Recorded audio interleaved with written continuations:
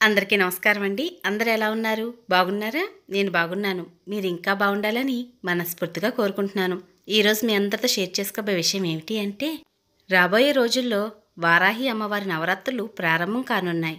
మరి ఈ 9 రోజులు కూడా అమ్మను ఏ విధంగా ఆరాధన చేయాలి? కలశం అఖండ దీపం లేకుండా అతి సులువుగా ఈ 9 రోజులు అమ్మను ఏ విధంగా ఆరాధన చేయాలనే విషయాన్ని నేను ముందుగా ఒక వీడియో పోస్ట్ చేస్తున్నానండి. ఆ పూజా విధానం మీలో చాలామందికి కూడా నచ్చింది. చాలా మంచి మంచి కామెంట్స్ పెట్టారు. అలాగే మీకున్న సందేహాలన్నీ కూడా కామెంట్ రూపంలో అడిగారు. వరాలు జల్లు కురిపించే వారాహి అమ్మవారి నవరాత్రి పూజ కోసం అన్నీ ఒక పక్కన సిద్ధం చేసుకుంటుంటే, మరొక పక్కన కొన్ని సందేహాలనేవి మనసులో తొలిచేస్తూ ఉంటాయి. మరి ఆ సందేహాలన్నింటినీ కూడా ఎవరిని అడుగుతాం? ఎవరు ఈ సందేహాలన్నింటికి సమాధానం చెప్తారు అనుకుంటున్నారా? ఈ ఒక్క వీడియో చూశారంటే మీకు వారాహి నవరాత్రుల పూజ మీద ఉన్న సందేహాలన్నీ కూడా తీరిపోతాయండి. కాబట్టి మీరు వీడియోని ఎక్కడ స్కిప్ చేయకుండా లాస్ట్ వరకు చూడడానికి ప్రయత్నించండి. అందరికీ వచ్చే మొదటి ప్రశ్న ఇదేనండి. ఈ పూజను ఎవరైనా చేయవచ్చునా? ఎవరు చేయాలి? అసలు ఎవరు చేయకూడదనే విషయం కూడా మనం పూర్తి వివరాలతో తెలుసుకుందాం. వారాహి అమ్మవారిని ఆరాధన చిన్నపిల్లలైనా, పెళ్ళైన వారు, పెళ్లి కాని వారు ఎవరైనా ఆరాధన చేయవచ్చు. మరి వారాహి నవరాత్రి పూజను ఎవరు చేయకూడదు అంటే, అశౌచంలో ఉన్నవారు, ఏటి శోతకంలో ఉన్నవారు, పీరియడ్ టైంలో ఉన్నప్పుడు, అలాగే గర్భవతులు కూడా. వీరు ఈ పూజను చేయకూడదు. మరలా మీకు ఒక సందేహం రావచ్చు. గర్భవతులు అంటే 5వ నెల 7వ నెల వరకు మాత్రమే ఈ పూజా వ్రతాన్ని ఆచరించవచ్చండి. ఇక ఆ తర్వాత గర్భవతులు కూడా ఈ పూజని చేయకూడదు. మరొక సందేహం, వారాహి అమ్మవారి నవరాత్రుల పూజను 9 రోజులు పూజ చేయడం కుదరని వారు నవరాత్రులలో మొదటి 3 రోజులు, లేదా శుక్రవారం నాడు, లేదా చివరి 3 రోజులు, లేదా ఆఖరి రోజైనా అమ్మను ఆరాధన చేయవచ్చు. భక్తి శ్రద్ధలతో ఈ నవరాత్రులలో ఏ రోజైనా సరే అమ్మవారిని ఆరాధన చేయవచ్చు. అసలు నవరాత్రులలో పూజ చేయడం కుదరని వారు ఎప్పుడైనా ఈ పూజను చేయవచ్చునా? ఎలా చేయాలి అంటే, ఇప్పుడు పీరియడ్ టైం లేదు, ఇంకా ఏ ప్రాబ్లం లేదు, అయినా సరే మేము ఇప్పుడు చదువుకుంటున్నాము, హాస్టల్లో ఉంటున్నాము, ఉద్యోగరీత్యా హాస్టల్లో ఉంటున్నాము, లేదా మరొక వేరే ప్రదేశంలో ఉండవలసి వచ్చింది, ఇప్పుడు ఈ నవరాత్రులు కూడా అమ్మవారిని పూజించడం కుదరదు, మరి ఎప్పుడైనా పూజ చేయవచ్చునా అని అడిగిన వారికి, అమ్మవారికి శుక్రవారం అంటే చాలా ఇష్టం అండి. కాబట్టి 16 శుక్రవారాలు అమ్మను ఆరాధన చేసి 16వ శుక్రవారం నాడు 5 ముత్తైదువులకు తాంబూలం ఇవ్వండి. చాలా మంచిది.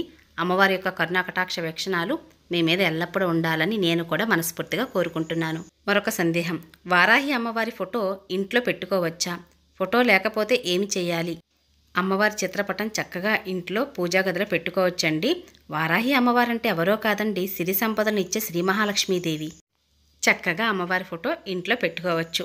చాలామంది ఏమంటున్నారంటే, అమ్మవారి చిత్రపటం మాకు దొరకటం లేదండి, ఎక్కడ ప్రయత్నించినా కూడా అని అంటున్నారు. చక్కగా నెట్ సెంటర్లోకి వెళ్తే మనకి ఇప్పుడు గూగుల్లో చక్కగా ప్రింట్అవుట్ తీసుకొచ్చిన అమ్మవారి చిత్రపటం, దాన్ని చక్కగా ఫ్రేమ్ కట్టించుకొని పూజ అది చేసుకోవచ్చు. లేదు మాకు అలానూ కుదరదు అనుకున్నవారు సిరి సంపదనిచ్చే లక్ష్మీదేవి అమ్మవారి చిత్రపటమైనా, లేదా లలితాదేవి అమ్మవారి చిత్రపటమైనా పూజలో పెట్టి చక్కగా పూజ చేసుకోవచ్చండి. లలిత అమ్మవారి చిత్రపటాన్ని ఎందుకు పూజలో పెట్టమన్నాను అంటే, లలితాదేవి అమ్మవారి యొక్క సైన్యాధ్యక్షురాలండి వారాహి అమ్మవారు. కాబట్టి అమ్మవారికి సంబంధించిన లలిత అమ్మవారి ఫోటోని చక్కగా పూజలో పెట్టి పూజ అనేది నవరాత్రులు చేసుకోవచ్చు. మరొక సందేహం, వారాహి అమ్మవారి నవరాత్రి పూజకు కలశం అఖండ దీపం తప్పనిసరిగా పెట్టాలా అని. కలశం అఖండ దీపం ఆనవాయితీ ఉన్నవారు పూజలో పెట్టి చక్కగా పూజ చేసుకోవచ్చు. కలశం అఖండ దీపం ఆనవాయితీ లేనివారు అమ్మవారి చిత్రపటానికి పూజ చేయవచ్చు. మరొక సందేహం, వారాహి అమ్మవారి నవరాత్రి పూజలో ముఖ్యంగా పాటించవలసిన నియమాలు ఏమిటి అని అడుగుతున్నారు. ఖచ్చితంగా ఈ 9 రోజులు కూడా వారాహి అమ్మవారి పూజించేటప్పుడు పాటించవలసిన నియమాలు: ఇంటిని ఎల్లవేళలా శుచి శుభ్రతతో ఉంచాలి. స్త్రీలు పూజ చేసేటప్పుడు మంగళకరంగా తయారయ్యి పూజను మొదలు పెట్టుకోవాలి. అనగా కాళ్ళకు పసుపు రాసుకోవటం, నుదుటను బొట్టు పెట్టుకోవటం, తలలో పువ్వులు పెట్టుకోవటం. చిరిగిన వస్త్రాలను కాకుండా ఎరుపు, అలాగే పసుపు, పచ్చ రంగు అంటే అమ్మవారికి చాలా ఇష్టం అండి. కాబట్టి ఆ రంగు వస్త్రాలను ధరించి అమ్మవారి పూజలు చక్కగా కూర్చొని పూజ చేసుకోవచ్చు. వారాహి అమ్మవారి 9 రోజుల నవరాత్రులు కూడా ఎవరైతే పూజలు చేస్తున్నారో వారు ఈ 9 రోజులు కూడా గొడవలు పడకూడదు, ఎవరిని నిందించకూడదు, గోళ్లను కత్తిరించకూడదు, జుట్టును కత్తిరించకూడదు. అమ్మకి సువాసన భరితమైన సుగంధ పరిమళాలంటే చాలా ఇష్టం. కాబట్టి ఎప్పుడు కూడా ఇంటిని శుచి శుభ్రతతో ఉంచుతూ అమ్మవారికి సువాసన వచ్చేటువంటి పువ్వులతో అలంకరణ చేసి పూజకు మొదలు పెట్టుకోవచ్చు. మరొక సందేహం ఏమిటి అంటే, ఈ సంవత్సరం వారాహి నవరాత్రుల పూజను మొదలు పెడితే ప్రతి సంవత్సరం నవరాత్రుల పూజను చేస్తూనే ఉండాలా అని. అలా ఏమీ అవసరం లేదండి. మీకు ఓపిక అమ్మవారిని పూజించాలని బలమైన సంకల్పం ఉన్నట్లయితే పూజను మొదలుపెట్టండి, లేదా అసలు పూజను మొదలు పెట్టవద్దు. మరొక సందేహం, వారాహి అమ్మవారి నవరాత్రి పూజలు ఉపవాసం చేయాలా అని. ఉపవాసం ఉండాలని నియమమైతే లేదండి. సాత్వికమైన ఆహారం తింటూ అమ్మవారిని నిండు మనసుతో పూజించండి. మరొక సందేహం, వారాహి నవరాత్రిలో పూజను ఉదయం చేయాలా సాయంత్రం చేయాలా? వారాహి అమ్మవారికి సాయంత్రం వేళ అంటే 6 దాటిన తర్వాత పూజ అంటే చాలా ఇష్టమట.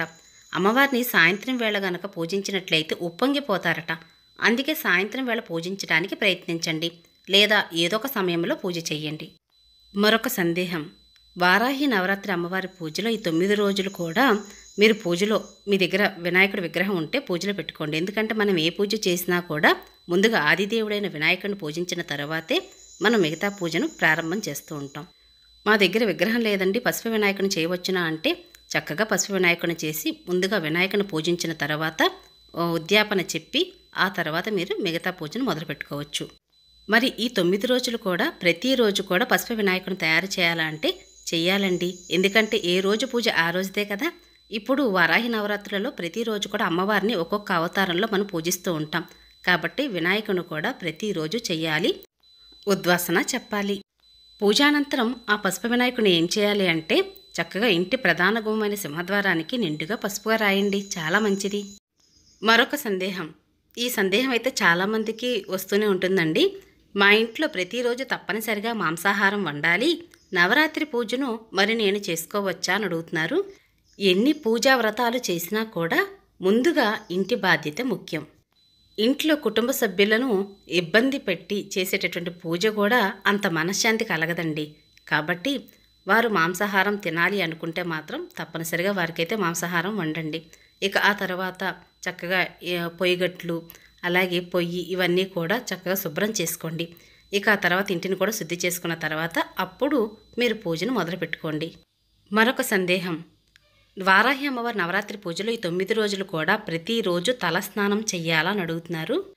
ఆరోగ్యరీత్యా ఆలోచించుకొని మేము తలస్నానం చేయలేము ఈ 9 రోజులు అనుకున్నవారు మీరు స్నానం చేసేటప్పుడే 2 చేతితో కొంచెం నీళ్లను తీసుకోండి, లేదా గంగాజలం ఉంటే గంగాజలము తీసుకోవచ్చండి. ఇలా తీసుకున్న తర్వాత కొద్దిగా తల మీద 3 సార్లు జల్లుకుంటూ పుండరీకాక్ష పుండరీకాక్ష పుండరీకాక్ష అనుకోవాలి.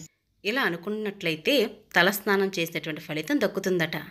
ఇలానూ చేయవచ్చు. మరొక సందేహం, నవరాత్రి పూజ చేసేటప్పుడు స్త్రీలకు నెలసరి వస్తే పూజను కొనసాగించవచ్చా అని అడుగుతున్నారు. అంటే వారాహి అమ్మవారి నవరాత్రి పూజనైతే మొదలుపెట్టారు, ఇక మధ్యలో పీరియడ్ టైం అయితే వచ్చింది, అంటే అనుకోని సమయం ముందుగానే వచ్చింది అనుకుని ఇక పీరియడ్ టైం వస్తే మరి ఈ పూజను కొనసాగించవచ్చునా అని సందేహం కదా. ఈ పూజను కొనసాగించవచ్చండి.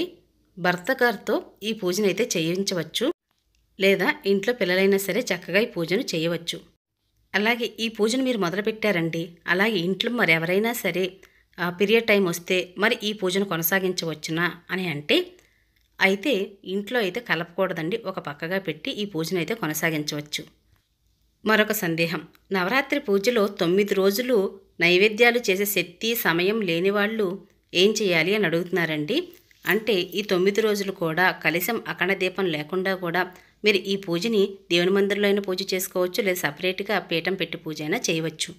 అలాగే వారాహి అమ్మవారి నవరాత్రి పూజలో ప్రతిరోజు కూడా అమ్మవారు ఒక్కొక్క అవతారంలో మన దర్శనం ఇస్తూ ఉంటారండి.